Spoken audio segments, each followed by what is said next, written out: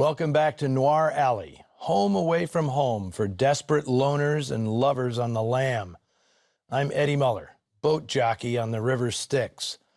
Prepare yourself for the coming storm, the perfect noir storm, that is, which is what I offer you today. Raw Deal, released by Eagle Lion Pictures in 1948, began life as a bad piece of pulp fiction called Corkscrew Alley, but it ended up morphing into a movie that is thematically, iconographically, and stylistically one of the greatest examples of the artistic movement we now call film noir. It's also a movie that barely got made. When the producers submitted the script to the Production Code Office for approval, as was required of every production back in the day, Chief Censor Joe Breen called the script completely and utterly unacceptable under the provisions of the Production Code. A motion picture developed from this screenplay could not be approved. Breen declared that the script had a low moral tone and branded it a sordid story of crime, immorality, brutality, gruesomeness, illicit sex, and sex perversion, without the slightest suggestion of any compensating moral values whatsoever. Breen's backlash was extreme, even for the PCA. He was basically saying, don't make this movie. But the production team at upstart Eagle Lion, particularly production chief Brian Foy and independent producer Eddie Small, were shrewd operators. They hired Joseph Breen Jr., son of the PCA boss, as a story editor. Jr. assured his dad the script of Raw Deal would be changed to accommodate all of the PCA's objections.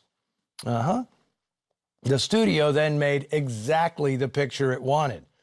Writer John C. Higgins, cinematographer John Alton, and director Anthony Mann had put Eagle Lion in the black with their previous film, 1947's T-Men, and the studio rallied around this team, eager to see what they would conjure next.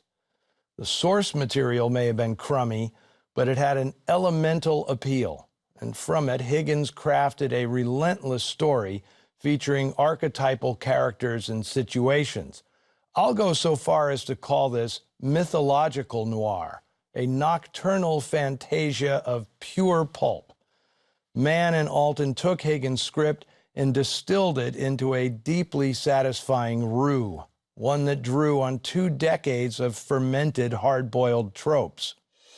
A couple of fresh twists give the picture even more spice. The bad girl, redoubtable Claire Trevor, and the good girl, radiant Marcia Hunt, wage war for the soul of homme fatale Dennis O'Keefe, putting a gender spin on the usual triangle.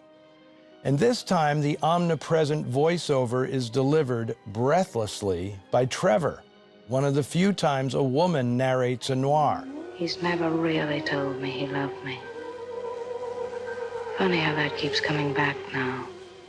It's only fitting this honor goes to Claire Trevor, who has an exalted place in the noir pantheon. From Dead End through Key Largo, she can lay claim to being the genre's grande dame.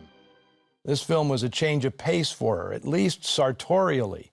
Typically, Trevor had dozens of costume changes, all complemented by a dazzling array of elaborate hats.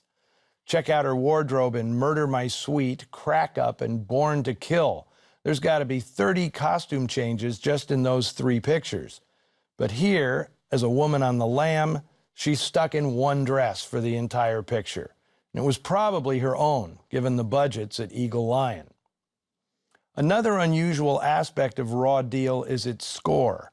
Composer Paul Sawtelle composed it with a theremin, more commonly used in horror and sci-fi scores.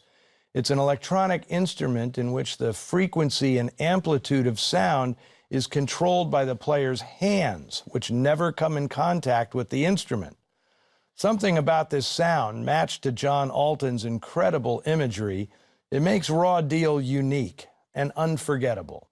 When he was making B films, Anthony Mann would find the 2 or 3 scenes in a script where he could really show off his talent and maybe get promoted to bigger budget films. He'd shoot those sequences first, applying everything in his artistic playbook to create extraordinary set pieces.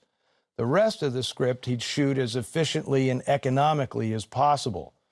Raw Deal is the first Anthony Mann movie that is one sensational scene after another. No passage work, no dead space. It is, start to finish, Mann's first masterpiece.